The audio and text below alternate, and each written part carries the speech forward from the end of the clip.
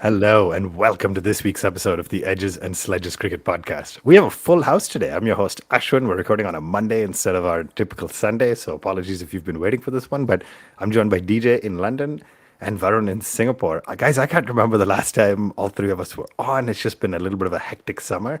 Lots actually happened in the last 4 hours or so. And my time zone, it's early morning. I've just woken up and I'm dealing with and processing the news. So, Varun, let me start with you. How are you feeling? I'm seeing the big announcement being Asia Cup squad, which there's been a little bit of chaos about India's ODI preparation and stuff. But how are you feeling, man? Yeah, I'm feeling good, man. Like, firstly, this is the weekend of comebacks. Like, we've got Jasprit Bumrah playing again. We've got Sunny Deol in the theaters for those who have been following the Gadar 2 mania. So it's been pretty good.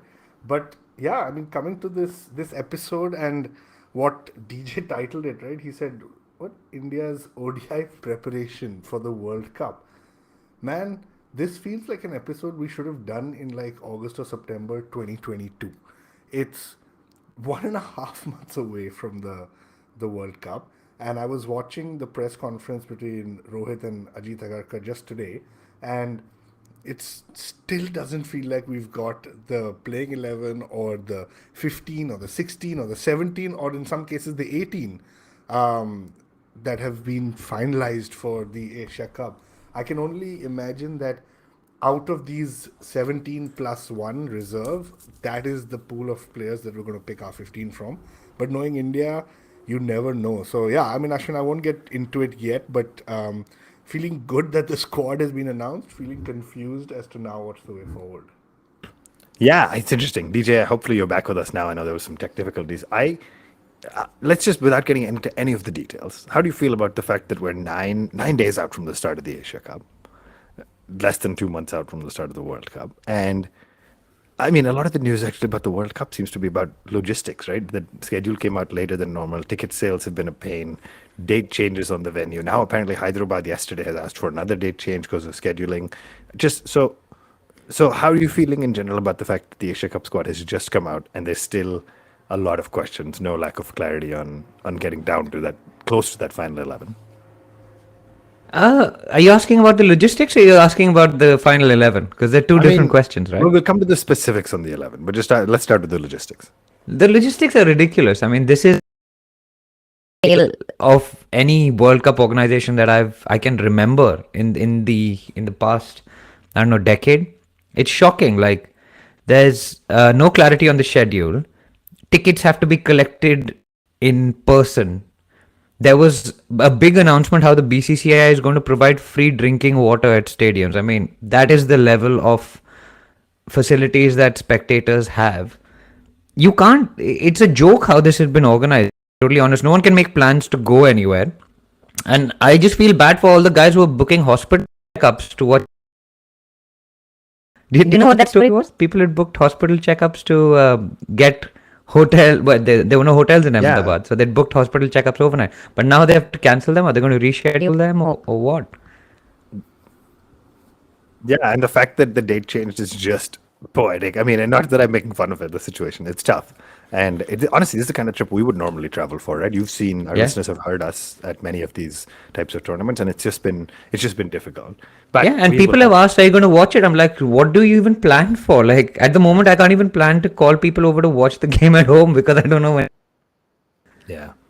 So anyway, we'll have lots of time to talk about the World Cup, but why don't we talk about the Asia Cup first? And so, guys, I'm gonna start sharing this, but I'll defer to you a little bit about the fact that, as Varun said, there is a 17-man squad that has been announced at the Asia Cup. It happened about 3 hours ago when I was fast asleep. And so I'm still processing the news. And in the second half of the show, we'll talk a little bit about the T20s that are going on versus Ireland, which sort of makes you question why are we still playing T20s against Ireland without our kind of A team. But Varun, let me come to you and start with kind of what's making the headlines and those that in the Asia Cup squad, and that is KL Rahul and Shreyas Iyer. They had a back injury. Iyer had a back injury. Rahul had a thigh injury, and they're recovered and they're back in the squad. What's your kind of reaction to both those guys coming back? It's very conflicting, man, because you have to talk about taking players on form, but then at the same time, I do think KL Rahul has done well in the middle order at number 5 in the past. So that warrants a discussion, and he seems to provide a little bit of sense and stability at that number 5, which we haven't had for some time. So I like KL Rahul coming back, but let's be honest, like if he comes back, he's going to have to be the keeper, and so that's why I think KL Rahul is definitely something that makes a little more sense. Shreyas Iyer is the one where we just haven't seen him in a while, but I think he's also a guy with a steady hand, right? And especially in India. Now, if this World Cup was being held in Australia or England, I would have been furious if Shreyas Iyer had been picked. And I would have said, this guy has no business to be kind of playing after a year out or 9 months out. But again, it's in India. You've seen that your people like Sky have not done well enough to say Shreyas Iyer doesn't even deserve a place in the squad. And so I started off the day feeling not great about it. I'm ending the day feeling better about it because maybe there just aren't alternatives. Yeah, and so very interesting. DJ, let me start by saying why do we still have 17 guys with a kind of dotted line to 18, even though there's only 15 at the World Cup? And yeah, so let's start with me there. What is the thinking there? Is it that hey, the Asia Cup will have, I don't know, 6 or 7 matches that I think we're guaranteed to play, or I guess only two or three that we're guaranteed to play. But yeah, what's the thinking there? There's no thinking there. It's just that the World Cup has 15 and we're allowed to take more than 15 to Asia Cup. That's what Rohit.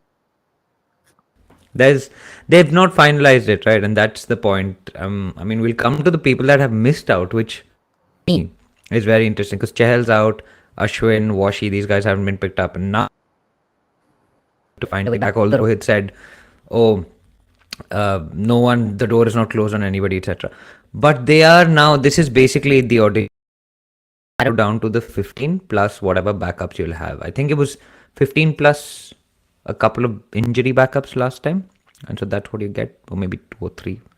Yeah, and there was a lot of discussion on like the wicketkeeper, for example, on do you need to take a backup keeper, or do you just say, listen, if the keeper gets injured, we fly in at Samson or whoever the backup is quickly, versus traveling with them and having to include them in your side and feeling the pressure Yeah, but from that. also this time there's no issue with time lag and stuff. Like you just get Yeah, on a domestic flight and you fly whoever. So I think this time the squad is probably less of an issue than getting visas and getting people on a plane, and that I guess is the slight difference this time. So Yeah. I Varun, think this is let's more a talk about this. selection point of having 17. Yeah, fair. Varun, let me ask you about the spinners then, right? You think about who are our best limited over spinners, right? And so let me run through the list really quick. You have Ravindra Jadeja, who kind of no doubt, no point even talking about. You have Akshar Patel, who made the cut, Kuldeep Yadav, who made the cut. So that's 3 lefties. No Chahal, no Ashwin, which maybe not a No surprise. Bishnoi. No Bishnoi, and no Washington Sundar. Are you surprised by that? That basically means no right arm off spinner, no right arm leg spinner, and so we basically are going with 3. If I'm reading this right, we're traveling with 3 lefties, one of who is a wrist spinner, 2 of who are finger spinners, and yeah, what's the thinking? Are we gonna rule on not having the options for a right arm leg break? I mean, I do think so, man. Especially when you look at other teams and spinners who've done well in IPL and other matches in India, I do think a right arm off or leg does make a lot of sense. So I think there is a little bit of a miss there, and I think that Asia Cup is going to be the chance to see if it really affects you. The reality, the way I see it, is Akshar is the backup for Jaddu, and Kuldeep is the wrist spinner, right? The left arm wrist spinner. And so I'm happy with Kuldeep, Jaddu, and Akshar, to be honest. I was toying in my head, is there a world in which all 3 play and you extend your batting lineup? But I don't, if Akshar comes in at number 8, that is just a very, very powerful ODI batting lineup. But I don't see it happening. So again, it feels like our batting lineup is going to fall at number 7, like stop at number 7. Interesting, and I will come back to the batting. I wanna ask a little more about that because that's been the debate, right? How deep do you need to bat? Does it change in 50 overs versus 20? Do you pick your number 8 and 9 on their ability to bat versus their ability with the ball? DJ, let me ask you about the quicks before we go to the batting, which we typically spend most of our time talking about, right? So Hardik as all-rounder, vice captain, no question about him, obviously, and his inclusion. But then I look down the list and I see Bumrah making his comeback, of course, Shami, Siraj, Prasidh Krishna, and Shardul Thakur. So we're taking 5 full-time quicks and Hardik as opposed to 3 spinners for an Asia Cup and a World Cup that's going to be in the subcontinent. Is your expectation that from the 17/18, the 2 that we end up trimming are basically quicks?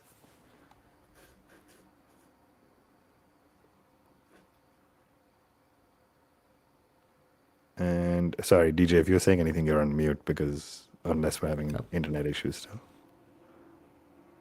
Yes, there you are. Yeah. I was saying that's a tough question because I haven't actually thought about who's going to miss out on this from the 18 yet. I've only thought the people that are definitely not in the 18 not being part of it. So Bumrah obviously number one. I think Siraj probably edges Shami in the stakes as the guy who takes wickets. Prasidh they are taking to test him for else because he's made his comeback in the Ireland T20s and he was the middle overs enforcer guy, like the kind of Liam Plunkett role for India that we like to see. Tall, hit the deck, taking wickets in the middle. And then we talked about this. I mean, Shardul gives you a little bit at a little bit with the ball. I don't know who's going to miss out, to be totally honest with you. It's very hard for Shami as well because he's a class bowler, right? Sorry, I don't have an answer for this as yet, to be honest. Varun, do you have a perspective on the quicks? Like you pretty clearly, assuming full fitness, walk in with Bumrah and Shami. And so then do you need a third quick? Do you play a Shardul in addition to a Hardik? Obviously, some of it depends on the pitch and all that. But do you need Prasidh, Shardul, and Siraj? That's the third one. Yeah. And yeah, I'm going to ask you actually, do you think Siraj is behind Shami or ahead of Shami in ODIs? Man, I mean, I like Shami too much, so I think he's behind Shami. Varun is But sitting he- here having the same reaction, being like, we have had the same guys now for so long. Yeah, I was We're just gonna now say moving that. on. I mean, I would be happy to just get a Prasidh in as well, man. Like just to like change it up a little bit. But I think they'll start with a Shami and a Bumrah. That's what my gut feel is, just based on the senior bowlers. And then that I do think there'll be 3 pacers, man. It's this burning question that we never have the answer to. Is should Shardul play or should you play a proper a seam bowler? I don't know, man. I'm looking forward to the Asia Cup just to see how they're going to kind of play with that. Like it doesn't swing that much, and yes, he bats well, but he bats well 1 out of 5 or 7 games. So it's not an easy decision. But I want to say I'm very happy to see Prasidh there. And also to answer your question, I do think one fast bowler is going to be left out. Interesting. So I guess my question is, do we really see a world where we play 3 quicks plus Hardik plus Jadeja? Right? For me, you have to have a Jadeja basically batting at maybe 7, most likely even 8 if you want to have the stability, which means you have room for Kuldeep and 2 quicks. But I'm curious, DJ, I know you're a big fan of Akshar. He's been termed Jadeja as backup, and we talked about this last week. But do you see him making his way in? Yeah, that's the point, right? Do you back all-rounders like because they balance the team a bit better than having a Prasidh who can't really bat? Are you calling Shardul and Akshar the same level of all-rounder, though? No, I didn't say that. I said they are just all. I didn't say that. all Don't right. put words in my mouth. Right. That was a But question. It wasn't Akshar is a better batter than Shardul, right? If the pitch is taking spin, you will play Jadeja and maybe Akshar. I don't see us playing 3 spinners, so that will be a challenge. From our perspective, balance it out a little bit better where you've got Shardul being able to bowl a little bit alongside the 2, let's say the premier quicks, the out and out quick bowlers, so Shami, Bumrah, or Shami, Siraj, or Bumrah, Siraj, whoever those guys are. And then you have the Jadeja followed by the all Akshar or Shardul. I think depends on the pitch. So I think we will rely on that with Hardik not being counted to bowl a full spell. That's the challenge. Yeah, fair enough. And Varun, I'm going to come to you and ask you about what the last all-rounder spot, which I always say is an all-rounder, but we often think about a batsman, and that's of course our wicketkeeper. So we talked about Rahul coming back, pending full fitness. That was sort of a gimme, right? He's been a mainstay in this ODI side, maybe even all format for a while, and then Kishan edging out Samson as the as the backup wicketkeeper. What are your thoughts on that? Do you think Rahul will start to keep? Do you think Kishan will find his way into the squad at the top order because of his keeping prowess? And where do you think that's going to go, Varun? Yeah, so I think the issue for me is they've not developed Kishan anywhere except the opening spot. And so I think that's going to come back to haunt them a little bit because Rahul may not be able to play 15 ODIs between now and 18th November or 20th November, whatever that is. So I think Rahul is going to be the preferred choice, and to me it does make sense. But I think somewhere down the line, there's always going to be a risk that he's not going to be able to play, and then you're going to be forced to play Kishan. And they have been grooming him, but then the $1 million question: what position does he bat at? And yeah, I do have some thoughts on the batting lineup too. But let's talk wicketkeeper first. I think it'll be preferred Rahul, second option Kishan, but Kishan likely to get more games than he or anyone else would think. Right. So you heard it here first. Varun made the prediction. I think it was last World Cup that Rishabh Pant would not start but would come in mid World Cup. Now you're hearing Ishan Kishan will come in. Every bone in my body wants to make that same prediction this time, That especially Pant because will come back I in. Have you saw. seen his Nets videos? Yeah, I saw the Nets. He played some Oh, sort of sorry. I tennis mean match on a the smaller ground, and he just yeah. like wrist flicked one for six, and I like stood up when I saw that. And yeah, it's also his 5-year anniversary this week of, I think, uh, playing Test cricket where he hit a six on the second ball. Saw something on Instagram about that too. So yeah, just been seeing a lot of Pant, but I will not make that same prediction this year. Yeah, but if it did happen, we would all be thrilled. It only took us about 15 minutes to get into the talking about Rishabh Pant. You know, if you've been listening to us for a while, you know we're lovingly dubbed the Rishabh Pant show by many of you. Right, Varun, we would of course want to talk the batting, and we will go through that in depth. We're going to take a really quick break. We'll be right back to talk the batting, and then spend a few minutes maybe on India Ireland because you know that's been going on too. This is the Edges and Sledges Cricket Podcast. We're going to take a quick break. Please don't go anywhere. Welcome back to the Edges and Sledges Cricket Podcast. DJ, we got the opportunity to talk briefly about this role of Rahul versus Kishan. There's been a lot of interesting debate that's starting now about the Asia Cup batting selection. And let me specifically ask you one question before we go through the rest of them. I have talked a lot about our inability to see past different formats and form in different formats. And we are one big tournament away from the biggest ODI tournament, and we have drafted in this younger talent who has never played an ODI. And I'm talking about Tilak Varma. Big fan. Let me caveat with I'm a huge fan. He has had an outstanding run, and you did see the temperament, as they called it, as Agarkar called it, I think, that in the T20s that showed that he could be a good ODI player. But he has never played one before.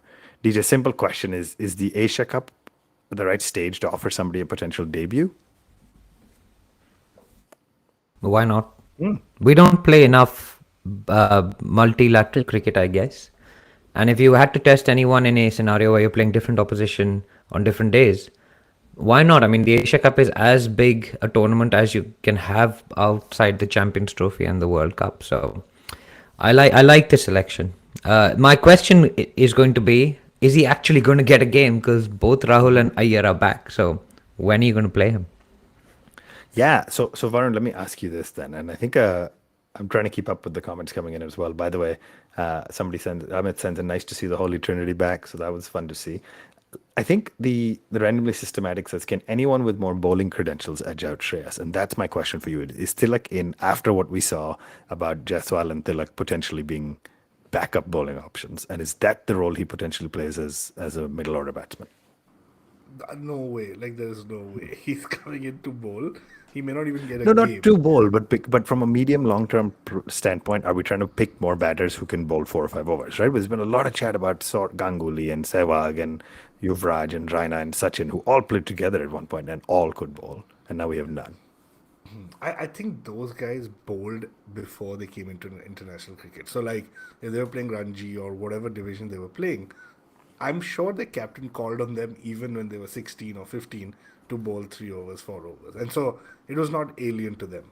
I think with the announcement that's come out recently, it's like we are going to make Jaiswal and Tilak bowl. Not that they have been bowling and they can bowl, it's we are going to make them bowl. So, sure, forward looking statement and forward thinking, but I don't think that is the immediate plan.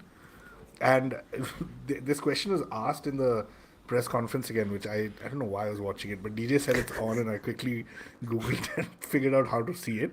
Yeah, I mean, Rohit Sharma is still making jokes, but he's like, Dhoni had a squad where like 8 people could bowl, and that was really lucky for him. And then he said, "I don't have that. I just make do with whatever's available."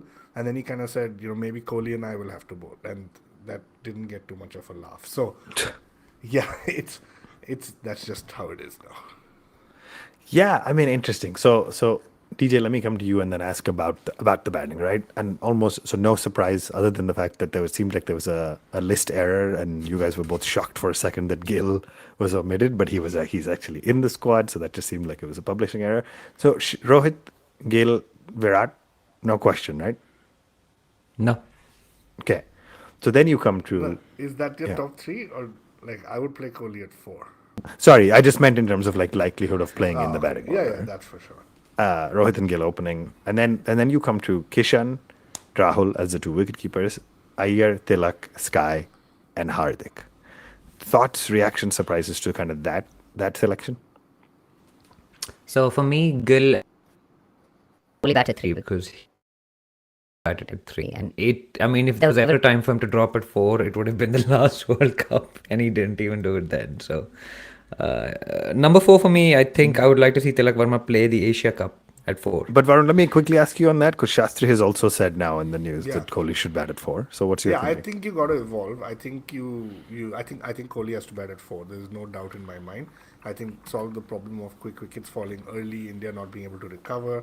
I think if you look at stats, he does well in the middle overs. If you look at more stats, I'm pretty sure when Kohli bats towards the 45th over, India wins more often than not because he's set in. So for me, that is a no-brainer. Like if I was Kohli, I would put my hand up and say, guys, I'm going to bat at 4. Yeah, and listen, his average is 57 in ODIs. His average at number 3 is 60.2, and he's played at 4 39 times, and he averages 55, right? He's got 7 centuries and 8 half centuries at number 4. So it's not that what you're saying is absolutely unheard of crazy. But sorry, DJ, let's go back to you.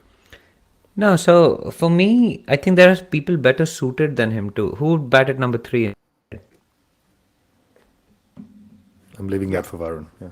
And that is a debate, right? That is the debate. Like, you could have a Shreyas Iyer batting at 3, because I think Rahul is definitely more suited to 5.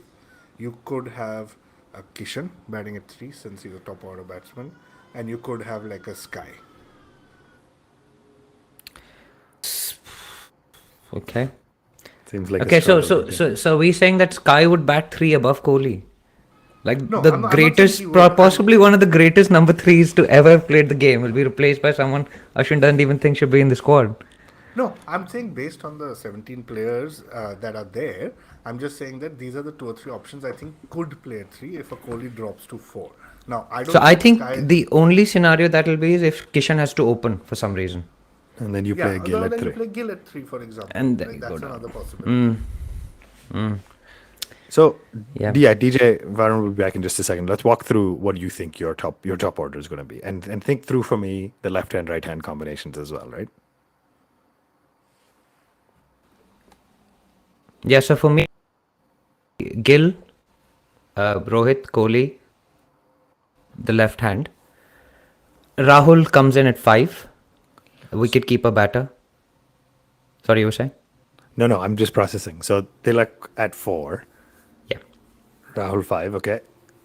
6, either Jadeja or Pandya. But both of them will play, right? 6, 7. 6, 7, okay. What that doesn't allow for is an Iyer, Yeah. right? And he hasn't played much.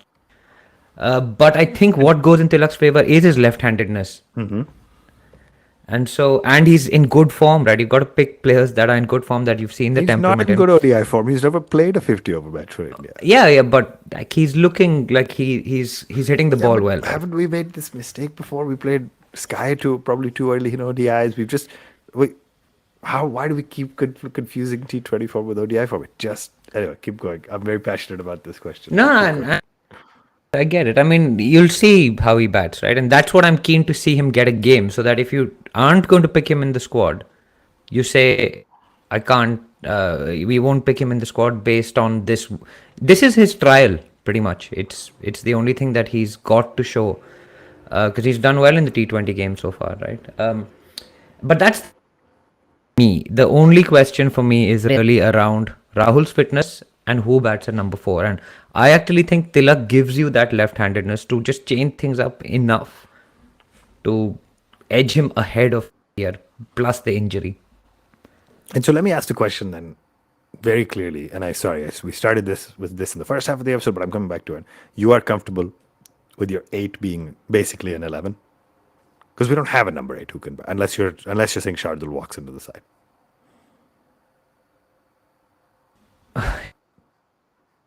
That's the thing, right? Number 8 for me is actually a Shardul. Okay. So you would Because play it just Shardul- gives that extra balance. It's either Shardul or an Akshar, depending on what the pitch is. For me, number 8 is one of those two all-rounders. Got And it. then that And then leaves in one terms- spot for a wrist spinner, so Kuldeep, and 2 quicks, and that's the 11 for me.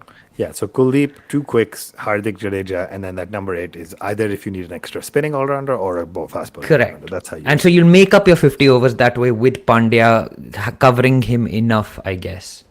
Because a Shardul and a Pandya can bowl a 10-over spell between them. Whereas an Akshar can actually bowl his own 10 and also bat and hold his own. So, yeah.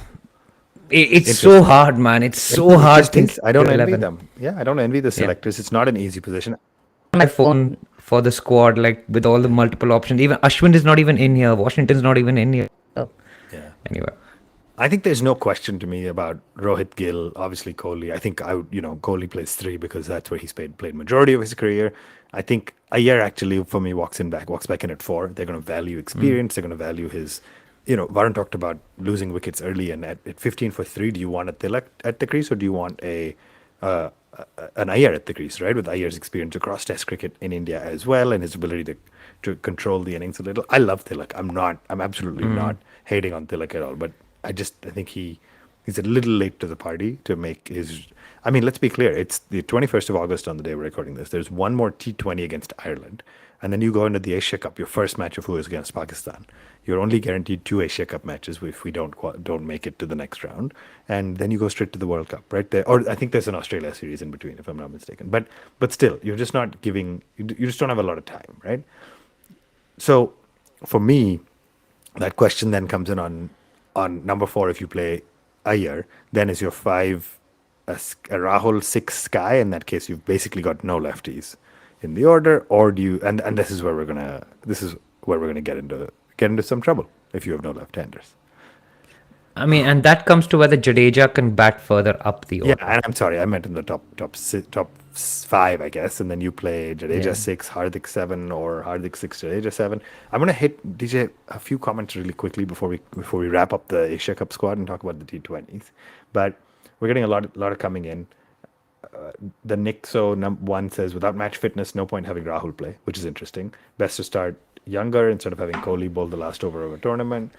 Some folks are saying Rohit used to bowl himself, just stopped. He can't blame him. He can blame himself for that, nobody else. And then we're getting another comment that said, form is form, right? To compete with the big boys, you need to use the T20 ideology.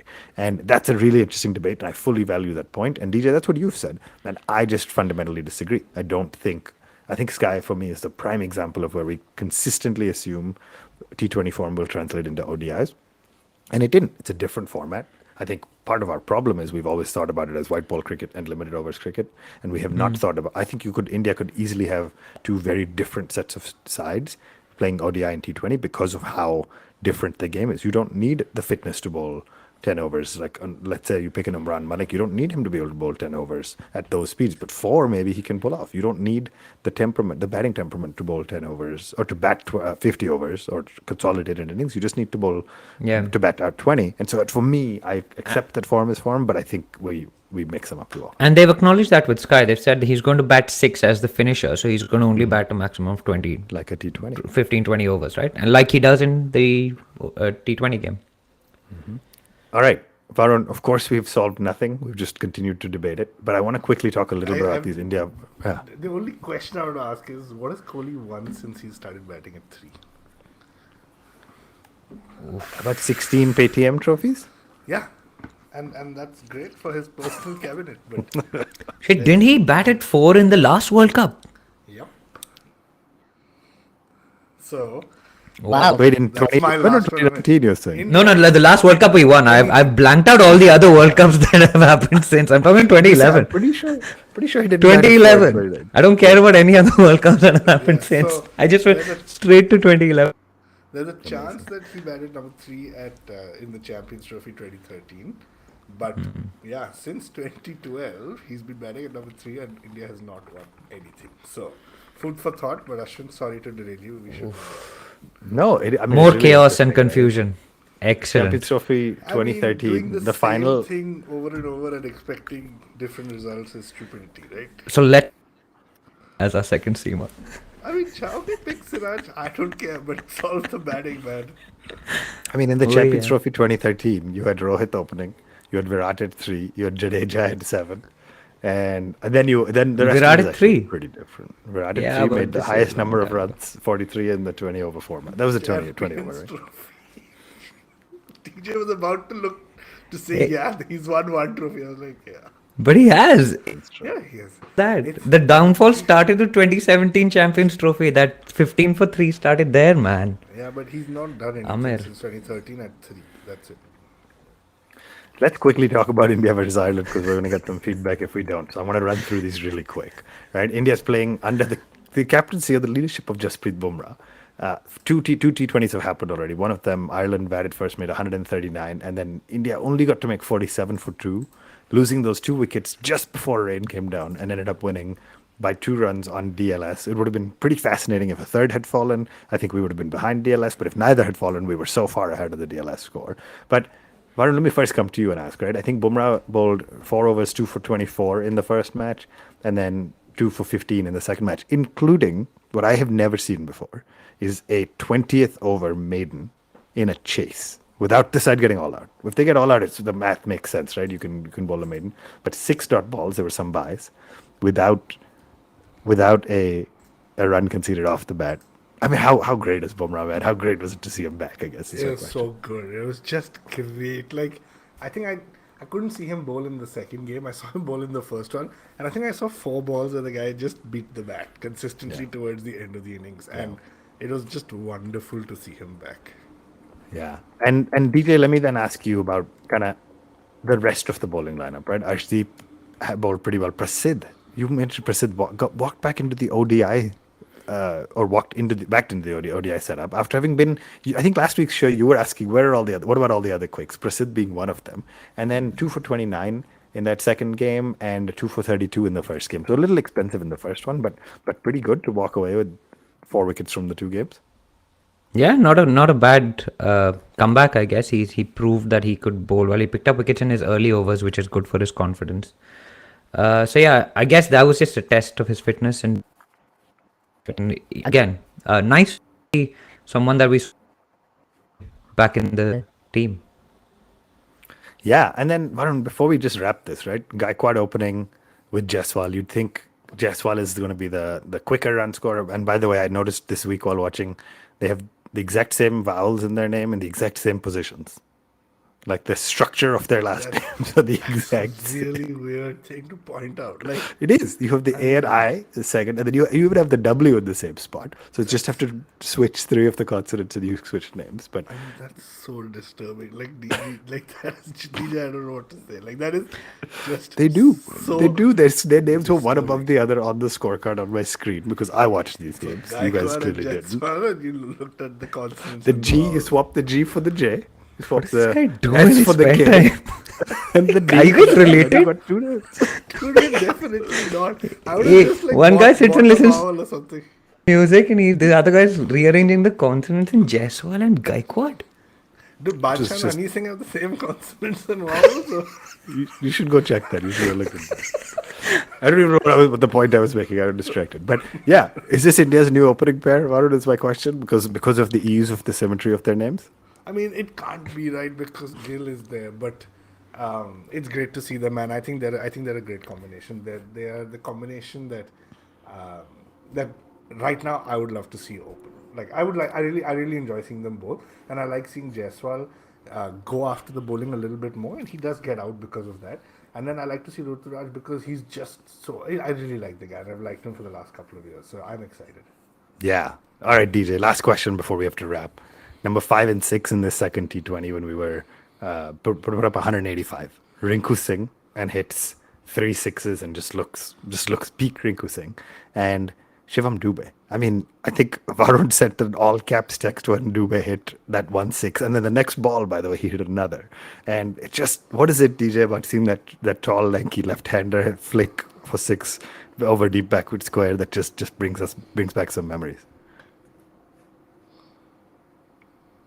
And Varun, I might have to come to you because I think DJ might be frozen. So Yeah, good luck with technology today. I mean, let's just talk about the UV factor, man. It was so good. It was just seeing him. If like I was watching it in bed with like one eye open because it was late, and I was just on a phone screen. It's a little blurry, and it looked exactly like UV. So to me, that was a lot of fun. I really enjoyed watching Dubey, and then watching equally Rinku Singh on the other end. Like So it good. was Just so beautiful. I good. think he had a cover drive for six or something, and I was like so excited. And yeah, Gaikwad said this as well. Like Rinku comes in and just sees the wicket and the pace of the game, etc. Maybe three, four deliveries because that's all the time you have in this format, and then he just gets going. So very proud of them. This looks like. I mean, this looks like my IPL fantasy team, right? Of Yeah. at the end of the tournament, if you look through the names, it does look like an IPL fantasy team. So I'm just too kicked, But it probably won't be our fantasy teams anymore because now everybody who's good has gotten a cap. And that yeah, means none of these guys are left to choose as uncapped. Of course, we're including Mukesh Kumar or whatever his name okay. is. Well, he's played now at all three formats, man. He's a all format player for India. He made Yeah. his debut across all three formats within like 2 or 3 weeks of each other. Right. Gosh, guys, we could have talked about the Asia Cup squad forever. Nice to see India wrap up another. It's not Paytm. It's called Joy E-Bike or something. The series against Ireland. So that was exciting. Amazing. Basically, one more T20, Varun, and then we go straight to the Asia Cup. I mean, and the first match of the Asia Cup is India Pakistan. I mean, it just hopefully they're getting plenty of good time in the nets. They're adapting to conditions, but yeah, Yeah, it'll be exciting I to think see. the Asia Cup will help create hype for the ODI World Cup. So I'm excited because this is one of the Yeah. first few World Cups since '96 where that hype hasn't been there, and I think the Asia Cup will help. So I am excited about that.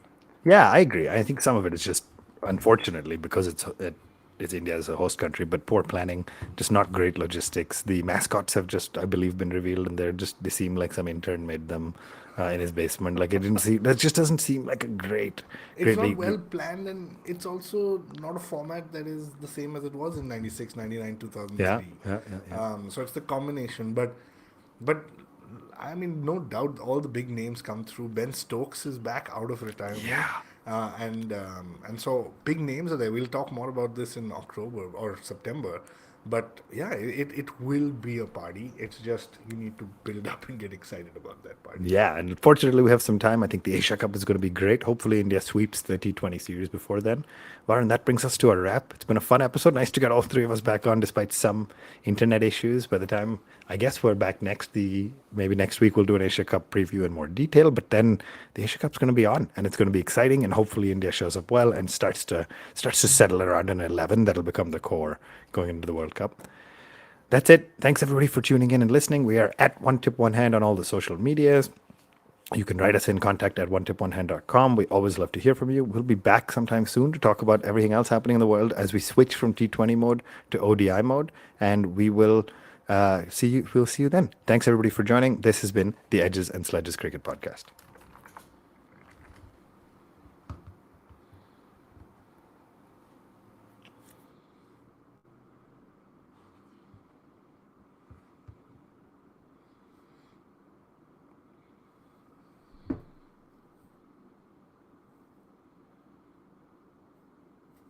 Varun, I think we can just leave now. I think DJ's going to end this stream. Will it upload though?